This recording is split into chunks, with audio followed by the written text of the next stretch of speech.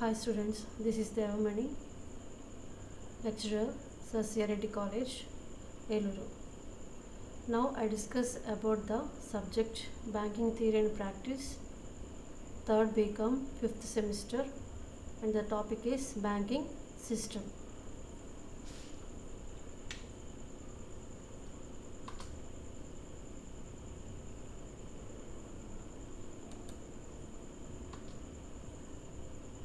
Banking plays a significant role in the overall development of a country. There has been a rapid growth of banking organization in different countries. Different types of banking systems have come into existence with the development of the economy. The banking system differs from economy to economy and country to country. Every country has its own banking system. Banking systems are broadly classified on various grounds like volume of operations, business pattern, and area of activity. దేశ ఆర్థిక అభివృద్ధిలో banking అనేది ముఖ్య పాత్ర వహిస్తుంది. అలాగే అన్ని దేశాలలో ఈ యొక్క బ్యాంకింగ్ వ్యవస్థ అనేది ఎంతో అభివృద్ధి చెందింది. ఈ యొక్క బ్యాంకింగ్ వ్యవస్థ వివిధ దేశాలలో వివిధ రకాలుగా ఉంటుంది. ఈ యొక్క బ్యాంకింగ్ వ్యవస్థని వివిధ రకాలుగా విభజించారు. Types of banking: unit banking, branch banking, chain banking, group banking. First one చూడండి, unit banking.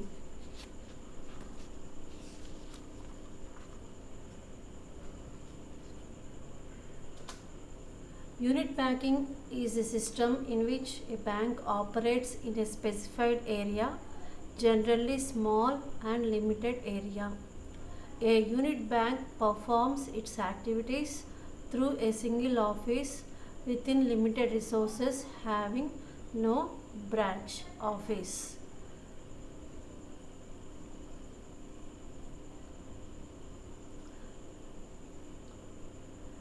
యూనిట్ బ్యాంక్కి ఒకే ఒక కార్యాలయం ఉంటుంది.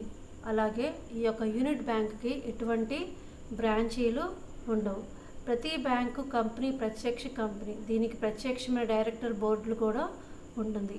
ఈ యొక్క బ్యాంకు కార్యకలాపాలు కొనసాగించే ప్రదేశం ఒకటే ఉంటుంది. దీనికి బ్రాంచీలు అనేది ఉండవు.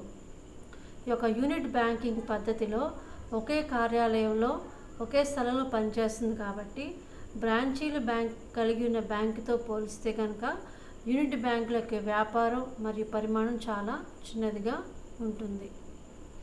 యూనిట్ బ్యాంకింగ్ యొక్క అడ్వాంటేజెస్, యూనిట్ బ్యాంకింగ్ యొక్క లాభాలు. First one, unit bank is a single office bank under the management, so it can be efficiently managed and controlled with minimum managerial cost. Unit bank నిర్వహణ లేదా పర్యవేక్షణ సులభంగా ఉంటుంది. అలాగే వనరులు, అనైతిక కార్యకలాపాలు మళ్లించడం, లంచాలు తీసుకోవడం లాంటి అవినీతి కార్యకలాపాలకు అనేది చోటు ఉండదు. Next, second one, unit banking is localised banking.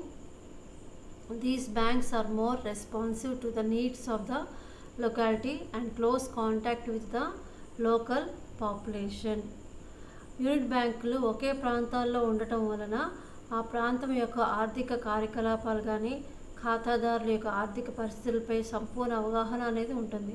దానివల్ల స్థానికంగా సేకరించిన నిధులు ఏవైతే ఉన్నాయో అవి ఆ ప్రాంతం అభివృద్ధికే వినియోగించుకుంటారు అన్నమాట. Third one, in the system any inefficient banking unit would fail to function and would be eliminated automatically. ఈ యొక్క యూనిట్ బ్యాంకింగ్లో ఏ బ్యాంకింగ్ అయినా సరే ఫెయిల్ అయితే కనుక, అంటే నష్టాలతో కనుక రన్ చేస్తే కనుక అటువంటి బ్యాంక్ని ఆటోమేటిక్గా తీసివేస్తారు. Fourth one, unit banks are small and local without any possibility of growing into monopolies. Unit bank అనేది చిన్న బ్యాంక్ కాబట్టి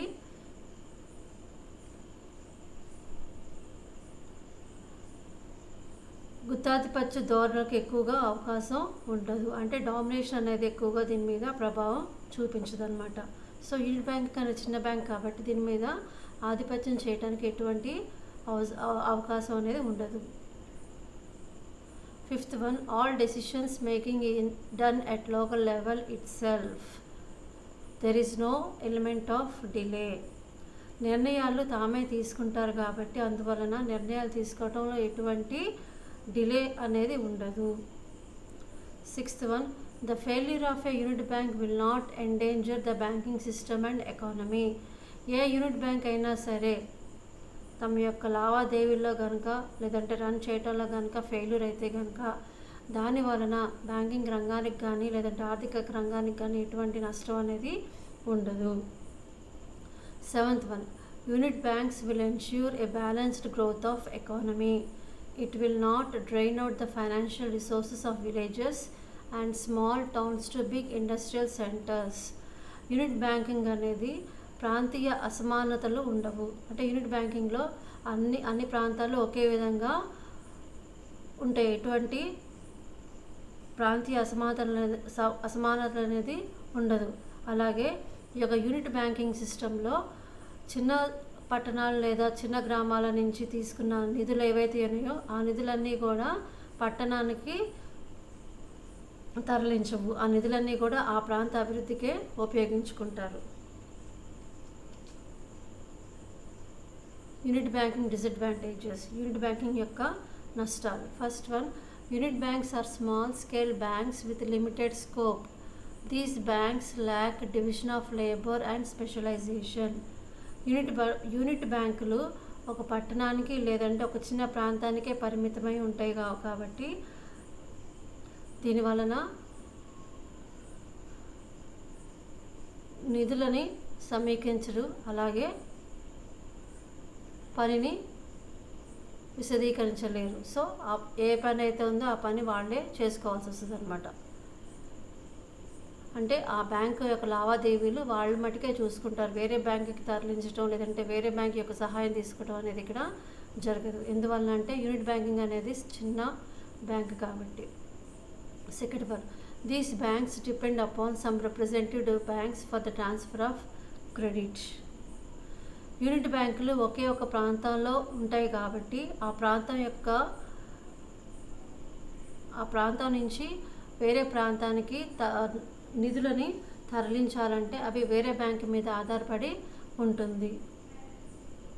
third one, these banks do not open their offices in small towns and confine their activities only to a big cities. ఈ యొక్క unit బ్యాంకులు చిన్న చిన్న గ్రామాలలో వాటి యొక్క బ్రాంచ్లు ఓపెన్ చేయవు. అంటే యూనిట్ బ్యాంకులు అనేవి చిన్న చిన్న గ్రామాలలో స్థాపించరు. సో ఈ యొక్క యూనిట్ బ్యాంకులు అనేవి కూడా పెద్ద పెద్ద పట్టణాల్లో మట్టుకే ఇవి స్థాపించడం జరుగుతుంది.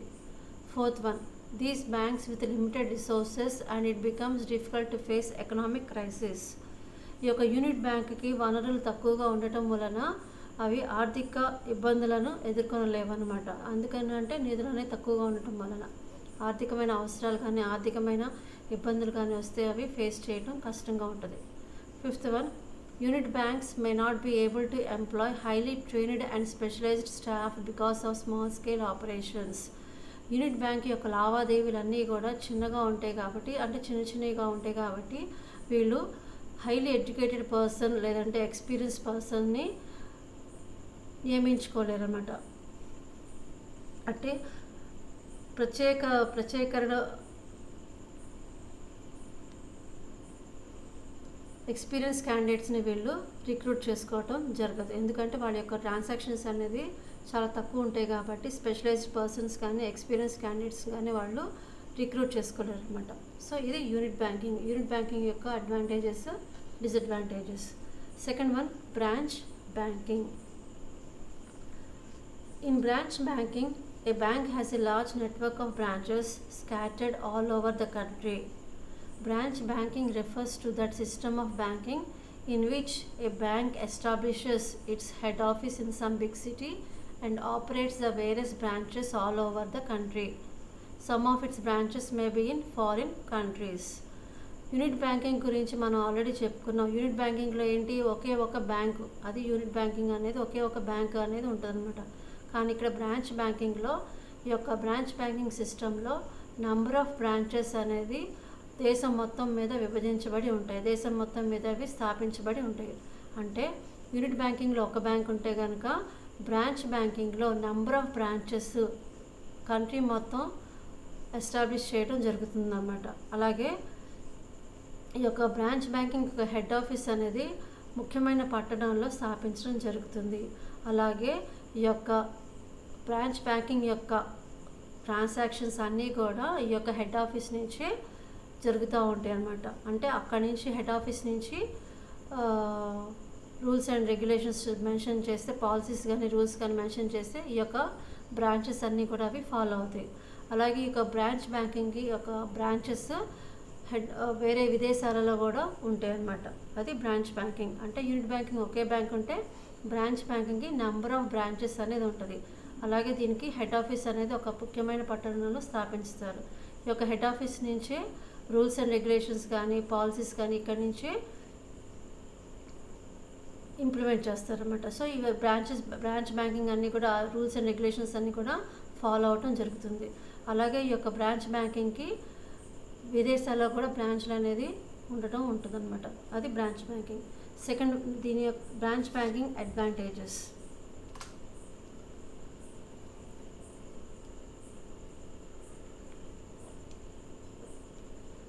In branch banking, the big bank possesses huge financial resources with large number of branches. Huge financial resources help a bank to grant loans and advances to large number of people. Branch బ్యాంకింగ్లో ఎక్కువ branches ఉండటం వలన నిధులు కానీ branches కానీ ఎక్కువగానే ఉంటాయి. So ఈ యొక్క నిధులు ఎక్కువగా ఉండటం వలన లోన్స్ కానీ అడ్వాన్సెస్ కానీ ఇవ్వటం జరుగుతుంది. అలాగే ఈ యొక్క లోన్స్ కానీ అడ్వాన్సెస్ కానీ ఎక్కువ ఇవ్వటం, అలాగే ఎక్కువ మందికి ఇవ్వటం కూడా జరుగుతుంది. సో బ్రాంచ్ బ్యాంకింగ్కి బ్రాంచెస్తో పాటు అలాగే ఫైనాన్షియల్ రిసోర్సెస్ కూడా ఎక్కువగా ఉంటుందన్నమాట. అది first advantage. Second one, under branch banking the banks have they branches all over the country. As such it is easy to transfer funds from one branch to another with minimum cost. ఈ యొక్క branch banking సిస్టంలో branches అనేది ఎక్కువగా ఉండటం వలన ఒక bank నుంచి ఇంకొక బ్యాంకుకి నిధులు ట్రాన్స్ఫర్ చేయడానికి చాలా ఈజీగా ట్రాన్స్ఫర్ చేస్తారు. అది కూడా తక్కువ ఖర్చుతోటి నిధులని ట్రాన్స్ఫర్ చేయడం జరుగుతుంది. ఇది second advantage. Third one, A bank with large number of branches and huge financial resources can enjoy greater public confidence. అంటే ఏంటంటే ఈ యొక్క బ్రాంచ్ బ్యాంకింగ్లో నంబర్ ఆఫ్ బ్రాంచెస్ ఎక్కువగా ఉండటం మూలన, అలాగే ఫైనాన్షియల్ రిసోర్సెస్ అంటే నిధులు కూడా ఎక్కువగా ఉండటం వలన ప్రజల యొక్క నమ్మకాన్ని వీళ్ళు పొందగలుగుతున్నారు అనమాట. అంటే ప్రజలకి వీళ్ళ మీద కాన్ఫిడెన్స్, నమ్మకం అనేది పెరుగుతుంది. Fourth one, branch banking can provide and modern services to all types of customers. It can introduce advanced banking techniques and maintain high standards of operations. ఈ యొక్క బ్రాంచ్ బ్యాంకింగ్ అనేది మోడర్న్ సర్వీసెస్ అన్నీ కూడా కస్టమర్స్కి ఇవ్వగలుగుతున్నారు. అంటే అన్ని రకాల సర్వీసెస్ అనేది కస్టమర్స్కి ఇస్తున్నారు అనమాట. అలాగే ఈ యొక్క బ్రాంచ్ బ్యాంకింగ్ న్యూ టెక్నిక్స్ని ఇంట్రడ్యూస్ చేసి వాళ్ళ యొక్క ఆపరేషన్స్ని ఎక్కువగా అన్ని విధాలుగా ఉపయోగపడేలాగా వాళ్ళు చూసుకుంటున్నారు. అంటే అడ్వాన్స్డ్ టెక్నిక్స్ ఏవైతే ఉన్నాయో అవన్నీ ఇంప్లిమెంట్ చేస్తున్నారు. ఆ టెక్నిక్స్ అన్నీ కూడా కస్టమర్స్కి ఇంట్రడ్యూస్ చేస్తున్నారు. అలాగే హై స్టాండర్డ్స్ని వాళ్ళు మెయింటైన్ చేయగలుగుతున్నారు అనమాట. Fourth one, branch banking helps the central bank to implement credit control measures more effectively. The central bank deals only with the board of directors of the large banks directly to convey policies and to control the credit. ఈ యొక్క branch banking central బ్యాంక్కి help చేస్తుంది. ఏ విధంగా help చేస్తుంది అంటే పరపతి నియంత్రణ చేయడంలో హెల్ప్ చేస్తుంది. అలాగే ఈ యొక్క సెంట్రల్ బ్యాంక్ ఏదైతే ఉందో ఆ సెంట్రల్ బ్యాంక్ అనేది బ్రాంచ్ బ్యాంకింగ్ యొక్క బోర్డ్ ఆఫ్ డైరెక్టర్స్ తోటే సంబంధాలను పెట్టుకుంటుంది. అలాగే ఈ యొక్క సెంట్రల్ బ్యాంక్ బోర్డ్ ఆఫ్ డైరెక్టర్స్కి తమ యొక్క పాలసీస్ కానీ లేదంటే క్రెడిట్ మెజర్స్ కానీ ఇంకా వేరే ఏదైనా సరే కొత్త పాలసీస్ ఏవైతే ఉన్నాయో అవన్నీ కూడా ఈ యొక్క బోర్డ్ ఆఫ్ డైరెక్టర్స్కే చెప్తుందన్నమాట.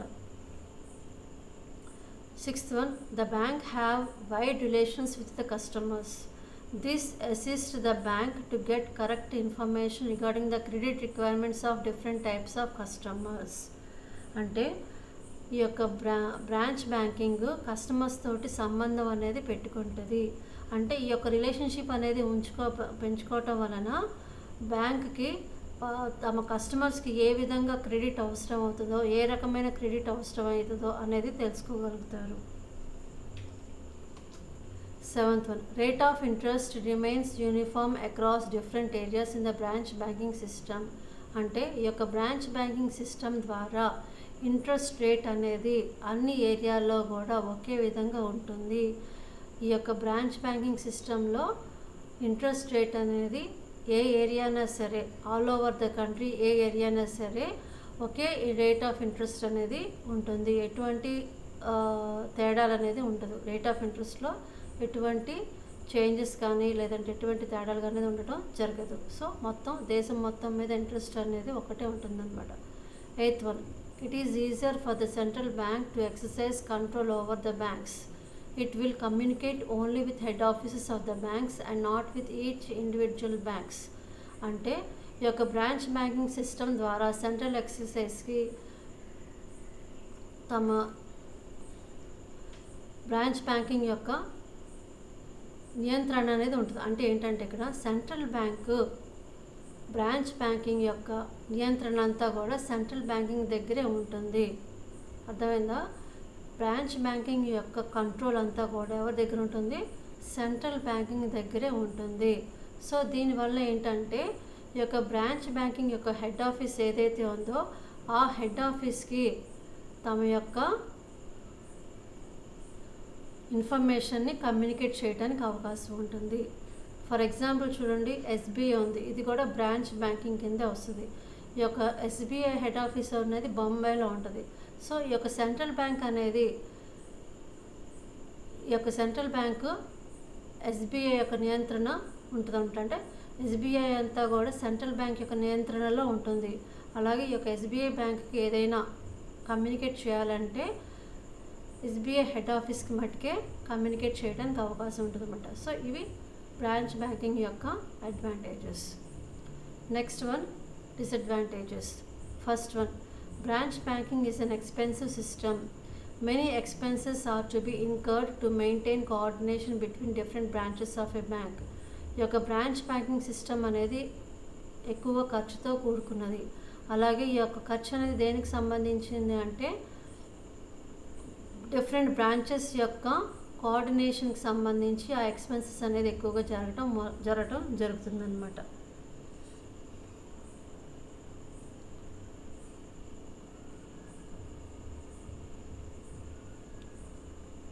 ఫర్ ఎగ్జాంపుల్ చూడండి, ఇక్కడ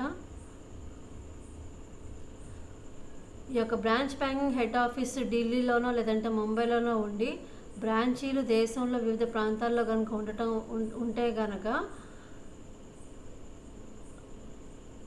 కన్యాకుమారిలో కానీ కన్యాకుమారి బ్రాంచ్లో కానీ లేదంటే షిల్లాంగ్ బ్రాంచ్లో కానీ పర్యవేక్షణ చేయటం కష్టంగా ఉంటుందన్నమాట. అలాగే వీటి మీద పర్యవేక్షణ చేయటం కూడా ఖర్చుతో కూడుకున్నదన్నమాట. సో అందుకే ఏంటంటే బ్రాంచ్ బ్యాంకింగ్ సిస్టమ్ అనేది ఎక్కువగా ఖర్చుతో కూడుకున్నది. సో ఈ ఖర్చు అనేది ఎక్కువగా దేనికి ఉంటుందంటే వేరే బ్రాంచ్ల యొక్క నియంత్రణ చేయడానికి ఎక్కువ ఖర్చు అనేది పెట్టాల్సి వస్తుంది అన్నమాట. అలాగే ఆ బ్యాంకుల మధ్య సమన్వయం అనేది చేయటం కూడా ఎక్కువ ఖర్చుతో కూడుకున్నది. Second one, under the branch banking system, each bank has various branches spread all over the country and even abroad. It becomes very difficult to manage and control their activities. అంటే ఈ యొక్క బ్రాంచ్ బ్యాంకింగ్ సిస్టమ్ అనేది ఈ యొక్క branches అనేది అన్ని ప్రదేశాలలో కూడా ఉంటుంది. అంటే దేశం మొత్తం మీద అన్ని ప్రదేశాలలో ఉండటం వలన అలాగే విదేశాలలో కూడా ఉండటం వలన వాటి మీద నియంత్రణ అనేది చేయటం చాలా కష్టతరంగా ఉంటుందన్నమాట. Third one, branch banking system encourages monopolistic conditions in the banking because a few big banks control the banking business over the whole country. అంటే అనేక బ్రాంచ్లను పెద్ద బ్యాంకులలో గుత్తాధిపత్యం పోకడలు ప్రస్ఫుటంగా ఉంటాయి. అంటే ఎక్కువ బ్రాంచీలు ఉంటే కనుక దాని యొక్క గుత్తాధిపత్యం అనేది ఎక్కువగా కనిపిస్తుంది. అలాగే బ్యాంక్ డైరెక్టర్లే పారిశ్రామిక సంస్థ డైరెక్టర్లుగా ఉండటం వల్ల వారి ఆధీనంలో ఉన్న సంస్థల నిధులను తరలించడం కూడా జరుగుతుంది. అంటే ఇక్కడ ఏంటంటే గుత్తాధిపత్యం అనేది ఎక్కువగా ఉంటుంది అనేది చెప్పుకుంటున్నారు. నెక్స్ట్ వన్, ఎందుకని ఎక్కువ బ్రాంచ్లు ఉండటం వలన వాటి మీద గుత్తాధిపత్యం అనేది ఉంటుందని చెప్తున్నారు అనమాట. Next fourth one, branch banking lacks initiative. No branch office can take independent decisions. A branch manager has limited powers. అంటే ఏంటంటే ఇక్కడ బ్రాంచ్ మేనేజర్లు ఎవరైతే ఉన్నారో వాళ్ళు స్వతంత్రంగా ఏ నిర్ణయాలునే తీసుకోలేరు. సో వాళ్ళు ఏదైనా నిర్ణయం తీసుకోవాలి అంటే వాళ్ళు పై అధికారులకు తెలియజేయాలన్నమాట. పై అధికారులు చెప్పి వాళ్ళ యొక్క నిర్ణయం తీసుకున్నాక వీళ్ళు నిర్ణయాన్ని అమలు పరచాల్సి వస్తుంది. సో ఇదంతా కూడా టైం టేకెన్, అంటే సమయం అనేది తీసుకుంటుంది అనమాట. సో అందుకని చొరవ అనేది ఇక్కడ తీసుకోలేరు అనమాట. సో చొరవ అనేది ఇక్కడ ఒక డిసడ్వాంటేజెస్ కింద చెప్పుకుంటున్నారు. అలాగే బ్రాంచ్ మేనేజర్ ఎవరైతే ఉన్నారో వాళ్ళకి తక్కువ పవర్లు అనేది కూడా ఉంటుంది. వాళ్ళు సొంతంగా ఏ నిర్ణయాలను కూడా వాళ్ళు తీసుకోలేరు అనమాట. Fifth one, under branch banking system even week, inefficient and unprofitable branches may continue to work under the umbrella of large and profitable branches. అంటే ఈ యొక్క బ్రాంచ్ బ్యాంకింగ్ సిస్టంలో ఏ బ్యాంక్ అయినా సరే వీక్గా ఉన్నా, లేదంటే ట్రాన్సాక్షన్ సరిగ్గా చేయలేకపోయినా, అలాగే లాభాలు కనుక లేకపోయినా సరే అవన్నీ కూడా ఈ బ్యాంకులన్నీ కూడా మూసివేయరు, కంటిన్యూ చేస్తూనే ఉంటారు. ఎందుకని అంటే ఈ బ్యాంకులన్నీ కూడా ఈ బ్యాంకులో నష్టం వచ్చినా మిగతా బ్యాంకులో లాభం వస్తుంది కాబట్టి సో అక్కడ బేరీజ్ వేసుకుని లాభ నష్టాలు బేరీజ్ వేసుకుని చూసుకుంటారు. అందువలన ఏ బ్రాంచ్ అయినా నష్టం వచ్చినా లేదంటే కార్యకలాపాలు చేయకపోయినా సరే ఆ బ్యాంకుని వాళ్ళు మూసివేయలేరు అనమాట. అది reason. Next one, chain banking.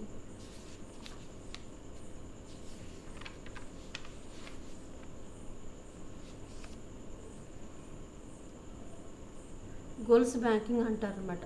So chain banking is a system where the same individual or group of individuals control 2 or more banks. In this system, a group of individuals purchase the bulk of shares of 2 or more banks to control and manage them. In this system, every bank has its own identity and independent board of management. Chain banking అంటే goals banking అంటారు, లేదంటే సామూహిక బ్యాంకుకి second version అంటారు, అంటే group బ్యాంకింగ్కి second version అంటారు. Okay, so ఈ యొక్క చైన్ బ్యాంకింగ్ అనేది ఏంటంటే ఒక ఇండివిజువల్ కానీ గ్రూప్ ఆఫ్ ఇండివిజువల్స్ కానీ అంటే గ్రూప్ ఆఫ్ పర్సన్స్ కానీ 2 కానీ 3 కానీ బ్యాంక్స్ని తీసుకుని వాటి మీద కంట్రోల్ చేస్తే కనుక దాన్ని చైన్ బ్యాంకింగ్ అంటారు. అర్థమైంది? ఇక్కడ ఒక ఇండివిజువల్ కానీ లేదంటే గ్రూప్ ఆఫ్ పర్సన్స్ కానీ 2 or more బ్యాంక్స్ని తీసుకుని వాటి మీద నియంత్రణ చేస్తే కనుక దాన్ని చైన్ బ్యాంకింగ్ అంటారు అన్నమాట. అలాగే ఈ యొక్క గ్రూప్ ఆఫ్ పీపుల్ కానీ గ్రూప్ ఆఫ్ పర్సన్స్ కానీ ఎవరైతే ఉంటారో వాళ్ళు యొక్క బ్యాంకుల యొక్క షేర్స్ అంటే 2 లేక 3 బ్యాంకుల యొక్క షేర్స్ని పర్చేస్ చేసి ఆ బ్యాంక్స్ మీద గుత్తాధిపత్యం చేస్తారంటే వాటి యొక్క నియంత్రణ అనేది వాళ్ళ చేతుల్లో ఉంచుకుంటారు అనమాట. అంటే వాళ్ళే ఆ బ్యాంక్ని మేనేజ్ చేయగలరు లేదంటే కంట్రోల్ చేస్తారనమాట. అలాగే ఈ యొక్క బ్యాంక్కి చైన్ బ్యాంక్కి బోర్డ్ ఆఫ్ మేనేజ్మెంట్ అనేది కూడా ఉంటుంది. అది chain banking. Okay, chain banking అంటే ఏంటంటే గ్రూప్ ఆఫ్ పీపుల్ని 2 or more బ్యాంక్స్ని కంట్రోల్ చేస్తారు. ఎలా చేసుకుంటారు అంటే ఈ యొక్క group of people 2 or more banks యొక్క షేర్స్ని పర్చేస్ చేసి ఆ బ్యాంక్స్ మీద కంట్రోల్ని వాళ్ళు తీసుకుంటారు అనమాట. అలాగే ఈ యొక్క బ్యాంక్కి ఈ యొక్క చైన్ బ్యాంకింగ్కి ఇండిపెండెంట్ బోర్డ్ ఆఫ్ మేనేజ్మెంట్ అనేది కూడా ఉంటుంది. Next one, merits of chain banking.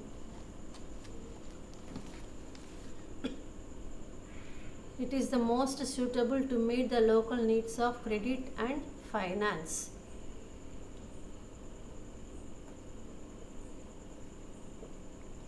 రోజువారీ అవసరాలు తీర్చడానికి ఈ యొక్క చైన్ బ్యాంకింగ్ అనేది ఎంతో ఉపయోగపడుతుంది. ఫర్ ఎగ్జాంపుల్ లోకల్ నీడ్స్ అంటే రోజువారీ వ్యాపారం చేసేవాళ్ళకి, లేదంటే రోజు బిజినెస్ చేసేవారికి, చిన్న చిన్న బిజినెస్ చేసేవాళ్ళకి ఈ యొక్క చైన్ బ్యాంకింగ్ అనేది ఎంతో ఉపయోగపడుతుంది అనమాట. Second one, it facilitates appropriate use of limited resources. అంటే చైన్ బ్యాంకింగ్లో తక్కువ నిధులున్నా కూడా ఆ నిధులన్నీ కూడా మొత్తం ఉపయోగించుకుంటారు అనమాట. అంటే ఈ యొక్క చైన్ బ్యాంకింగ్లో రిసోర్సెస్ అనేవి తక్కువగా ఉన్నా కూడా వాటిని సంపూర్ణంగా వాళ్ళు ఉపయోగించుకుంటారు. Third one, it exhibits efficient system of management. నిర్వహణ కానీ పర్యవేక్షణ కానీ చాలా సమర్థవంతంగా ఉంటుంది ఈ యొక్క చైన్ బ్యాంకింగ్ సిస్టంలో. Fourth one, it is not prone to risk taking. అంటే ఈ యొక్క చైన్ బ్యాంకింగ్లో ఎటువంటి రిస్క్ అనేది కూడా ఉండదు. Fifth one, it is the cheap system of banking and not too much expensive. ఈ యొక్క చైన్ బ్యాంకింగ్ అనేది చాలా సులభంగా ఉంటుంది, అలాగే ఇది తక్కువ ఖర్చుతో కూడుకున్నది అనమాట. సో ఇవి merits of chain banking. Next one, demerits. Profitability remains limited due to limited risk taking. అంటే ఏంటంటే రిస్క్ అనేది తక్కువగా ఉంటుంది కాబట్టి దాని యొక్క లాభాలు కూడా తక్కువగానే ఉంటుంది. అంటే రిస్క్ ఎక్కువగా తీసుకుంటే లాభాలు ఎక్కువగా ఉంటాయి, రిస్క్ తక్కువగా ఉంటుంది కాబట్టి లాభాలు కూడా తక్కువగానే ఉంటుంది. Second one, it generally do not conduct the programmes of social welfare development. సామాజిక అభివృద్ధికి కానీ లేదంటే సంక్షేమానికి కానీ ఈ యొక్క చైన్ బ్యాంకింగ్ అనేది ఎటువంటి ప్రోగ్రామ్స్ కండక్ట్ చేయవన్నమాట. For example blood donation camp అని, ఇట్లా సోషల్ సర్వీస్ క్యాంప్ అని, ఇలాంటి అన్ని ప్రోగ్రామ్స్ అన్నీ కూడా ఈ యొక్క చైన్ బ్యాంకింగ్ కండక్ట్ చేయవన్నమాట. Third one, this system of banking promotes the tendency of bossism in management. అంటే ఈ యొక్క చైన్ బ్యాంకింగ్ సిస్టంలో బాసిజం అనేది ఎక్కువగా చూపిస్తారనమాట. సో ఇవి demerits in chain banking. Next one, group banking. Group banking is that banking system in which two or more banks operate under the control of the holding company.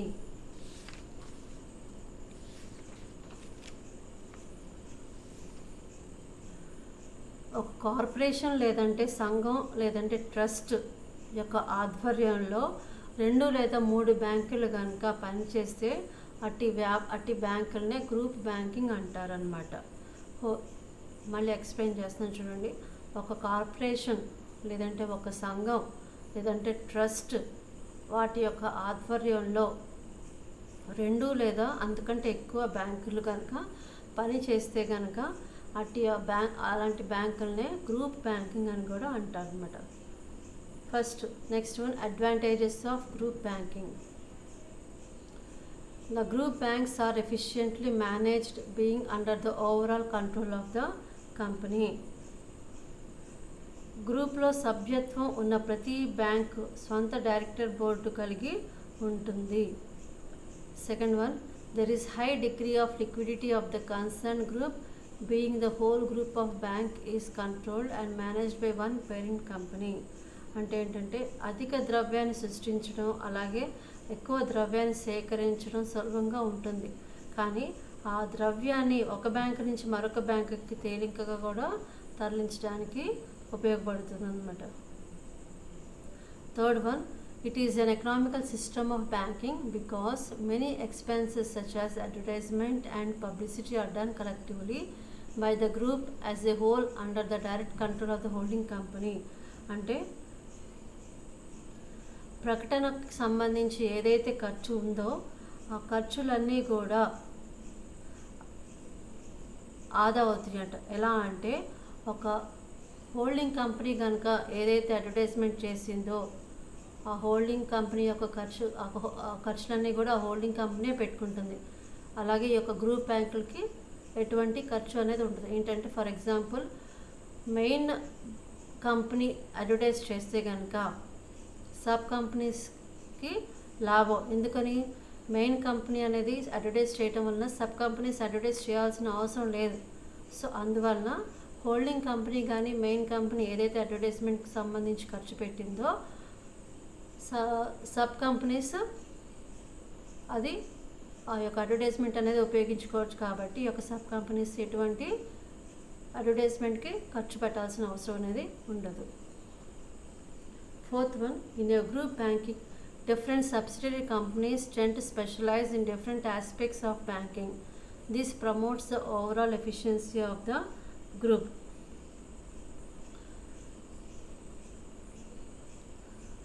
అంటే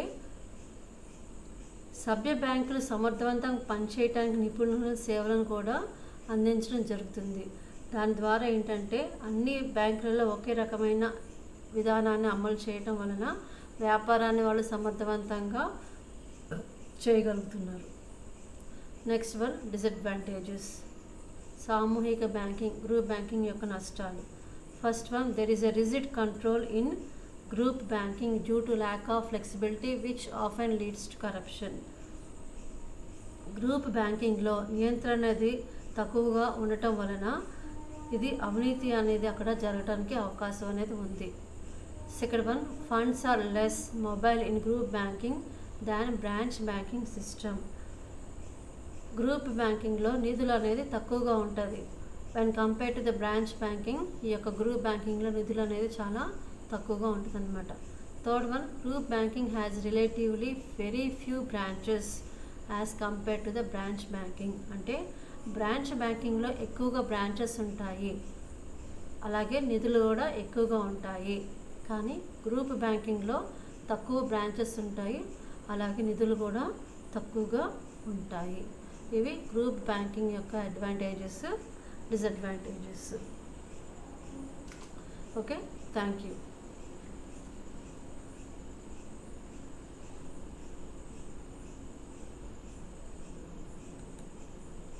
so ఇది second యూనిట్లోని banking system, part 1 banking system.